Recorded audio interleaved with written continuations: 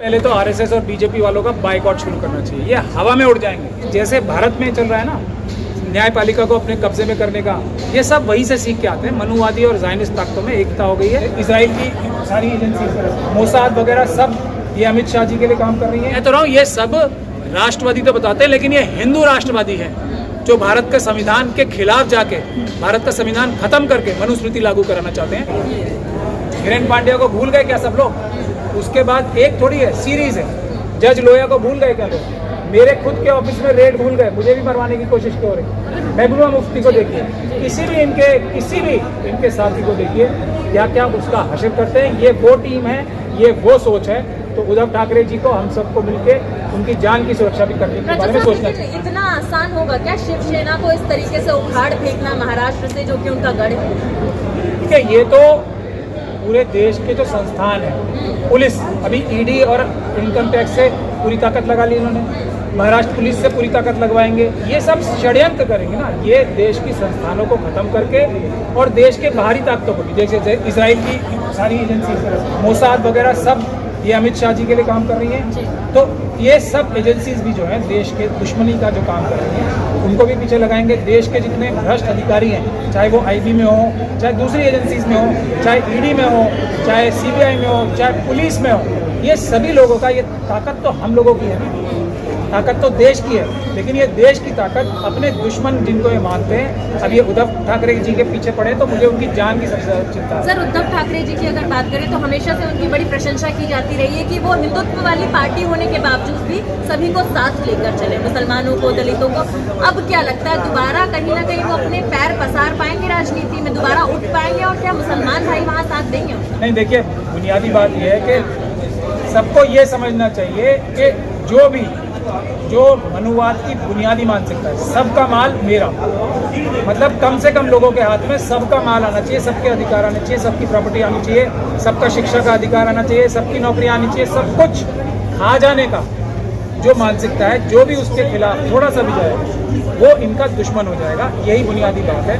तो Muslim community की बात छोड़ दीजिए आप, SC, ST, OBC, माइनॉरिटीज, मुस्लिम से क्रिश्चियन, बौद्ध, हम जो अम्बेडकरवादी लोग हैं बुनियादी तौर पे, जो भी व्यक्ति दिल से बाबा साहब का संविधान मानेगा और उसके रास्ते पे चलेगा, अगर उसने पुराने टाइम में कुछ गलतियां भी की होंगी, अगर ये वादा करेगा दिल से कि वो बाबा साहब का संविधान मानेगा, सबको बराबर मानेगा, सबका अधिकार बराबर के देने की चेष्टा करेगा और भाईचारा बढ़ाएगा, तो कोई भी SC, ST, OBC, माइनॉरिटीज के लोग उसका साथ देंगे ही देंगे। मगर सर, सवाल वही है ना कि क्या पार्टी के चिन्ह के बिना और पार्टी के नाम के बिना दोबारा सत्ता में आ पाएंगे या नहीं आ पाएंगे? अब हिल गई सरकार। बात सुन लीजिए। हाँ। सबसे पहले तो आरएसएस और बीजेपी वालों का बाइकआउट शुरू करना चाहिए। ये हवा में उड़ जाएंगे। इनका जमीन पे, धरातल पे तो कुछ नहीं है ना, सिर्फ चोरी, डकैती, लूट। चोर के पैर कितने होते हैं? जितने भी आरएसएस के बड़े बड़े कार्यकर्ता हैं, जितने भी हैं, और जितने भी बीजेपी के बड़े बड़े कार्यकर्ता हैं, उनकी आप पहले और बाद की स्थिति देख लें, वो कहीं ना कहीं अडानी की तरह ही हैं। अडानी जैसे 2014 और खासतौर पे 2018-19 के बाद जैसे ज़मीन से लेकर आसमान तक पहुंच गए ना, वैसे ही आप अपने अपने घर के चारों तरफ देखें। ये चोरी और डकैती करके बीजेपी और आरएसएस के कार्यकर्ता सब अडानी की तरह प्रोग्रेस किए हैं। सबके, किसी की झोपड़ी थी तो आज वो महल बना के बैठा है। तो उनको आइडेंटिफाई करके इनको बाइकआउट करना है, लोगों के सामने एक्सपोज करना है। आप ये छोड़ दीजिए, जीतने की बात तो छोड़ दीजिए, ये EVM से कितने वोट ले पाएंगे, ये है असलियत। सच्चाई इतनी है, अगर EVM से इलेक्शन ना हो तो बीजेपी को मुझे नहीं लगता 2% से ज़्यादा वोट पूरे देश में कहीं भी आएंगे। EVM से इलेक्शन हो, जितने भी वोट इनके अब आएंगे वो EVM के माध्यम से आएंगे। इसका हमें ध्यान रखना चाहिए।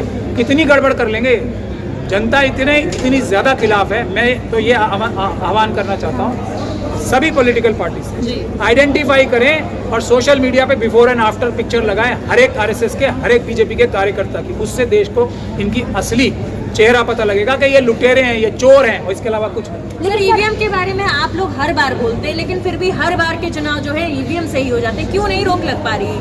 अभी तो एक स्टडी आ गई ना, मोसाद कर रही है ये भी काम। इजराइल जो ज़ायनिस्ट ताकतें हैं इजराइल में, वो कर रही है।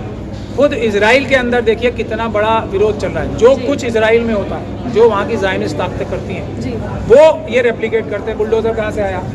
ये जो ईवीएम में धांधली की अभी बड़ी रिपोर्ट आई है कि ये मोसाद और इजराइल की एजेंसीज कर रही हैं। सिर्फ भारत में ही नहीं, बहुत सारी जगह इलेक्शन फ्रॉड जो है इजराइल की ज़ायनिस्ट ताकतें करा रही हैं। खुद इजराइल के अंदर वहाँ पे बहुत बड़ा आंदोलन चल रहा है कि वहाँ पे जो न्यायपालिका है उसको कब्जा करने के लिए ज़ायनिस्ट फोर्सेस जो हैं उस पर कब्जा जमाना चाहती हैं। जैसे भारत में चल रहा है ना न्यायपालिका को अपने कब्जे में करने का, ये सब वहीं से सीख के आते हैं। मनुवादी और ज़ायनिस्ट ताकतों में एकता हो गई है। तो ये ईवीएम का खेल भी मोसाद कर रहा है, इजरायली जो एजेंसी से वो कर रही है। लेकिन सर आप कह रहे हैं कि भाजपा ना आए, लेकिन अमित शाह तो लगातार बड़े बड़े दावे कर रहे हैं कि भाजपा ही आएगी भारी बहुमत से। ईवीएम का खेल इतना नहीं चल पाएगा। हाँ। अमित शाह जी को खुद को अगर वो एक कॉरपोरेशन का भी कभी चुनाव लड़ते, आडवाणी जी की सीट से लड़ते ना, उनकी हकमारी करके जो अपने पिता तुल्य लोगों को इस हद तक पहुंचा सकते हैं, जो अपने भाई तुल्य हिरेंद्र पांड्या क्या है उसकी आज तक इन्वेस्टिगेशन नहीं, ये इनका चाल चरित्र चेहरा है। और एक कपिल मिश्रा जी आप सब जानते हैं ना, उन्होंने जो संविधान जो एक असेंबली है उनमें एक लंबी स्पीच दी थी अमित शाह और मोदी जी के बारे में कि महिलाओं के प्रति इनका क्या रवैया है, किस तरीके से एक स्टॉकिंग की थी एक महिला की पूरे सरकारी तंत्र को इस्तेमाल करके। उसी सरकारी तंत्र का इस्तेमाल करके ये जितने भी वोट आएंगे वो जनता के वोट नहीं होंगे, इनके होंगे कार्यकर्ताओं के, जो इनके पन्ना प्रमुख है। एक एक पन्ना प्रमुख को आइडेंटिफाई करना चाहिए हमें और देखना चाहिए कि उसने कितना माल चुराया और कितना माल दबाया। लेकिन सर आप शिवसेना की बात कर रहे हैं, लेकिन आप जो बात कर रहे हैं मीडिया में उससे बिल्कुल अलग दिखाया जा रहा है। क्रिमिनल मीडिया, मैं किसी क्रिमिनल मीडिया से बात की अभी सब थे ना यहाँ पे। हाँ। किसी क्रिमिनल मीडिया से बात की मैंने? हाँ। करता हूँ मैं इनकी नस जानता हूँ। ये क्रिमिनल मीडिया तो इन्हीं की स्पॉन्सर्ड मीडिया है ना। मैं आप लोगों से जो ईमानदार मीडिया सोशल मीडिया की उससे क्यों बात करता हूँ? ये मुझसे इंटरव्यू मांगने आते हैं तो क्यों नहीं देता? क्योंकि ये सब लोग भी इनके साथ इस साजिश में शामिल हैं, देश को कमज़ोर करने की, देश को टुकड़े टुकड़े करने की, हिंदू राष्ट्र बनाने की। और हमारी सरकारें आते ही जैसे ही आएंगी, हम इन सभी बड़े बड़े जो चेहरे आज के टाई और कोट पहन के नजर आते हैं ना आपको टेलीविजन पे, ये सब जेल में मिलेंगे और लंबे टाइम के लिए जेल में मिलेंगे। मैं ओपन ऐलान कर रहा हूँ। और इसलिए नहीं कि ये खिलाफ खबरें कर रहे हैं, इसलिए क्योंकि ये अपराध कर रहे हैं। इनके सबके घरों में ईडी के रेड होगी।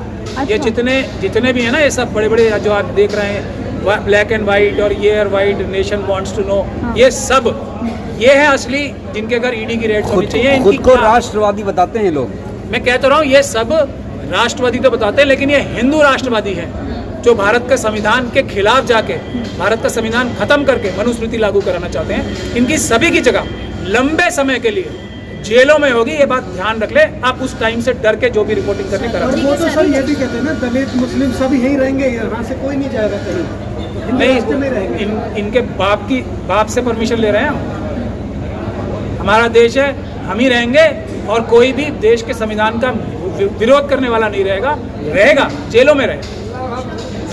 लेकिन सर लगातार हिंदू राष्ट्र के लिए बड़े बड़े दावे किए जा रहे हैं, यज्ञ किए जा रहे हैं जगह जगह। बड़ी बड़ी जेलें बन रही हैं, जो ये बनवा रहे हैं ना एनआरसी के लिए, जो वो बनाए थे ना डिटेंशन सेंटर्स, उसमें ये खुद मनुवादी जाएंगे जो देश के संविधान के खिलाफ सपने ले रहे हैं ना हिंदू राष्ट्र बनाने के लिए। वो डिटेंशन सेंटर हम यूज करेंगे इन देशद्रोहियों के खिलाफ जो चाइना और पाकिस्तान से मिलकर भारत का संविधान खत्म करके हिंदू राष्ट्र बनाने के लिए, मनुस्मृति लागू कराने के लिए कोशिश करेंगे।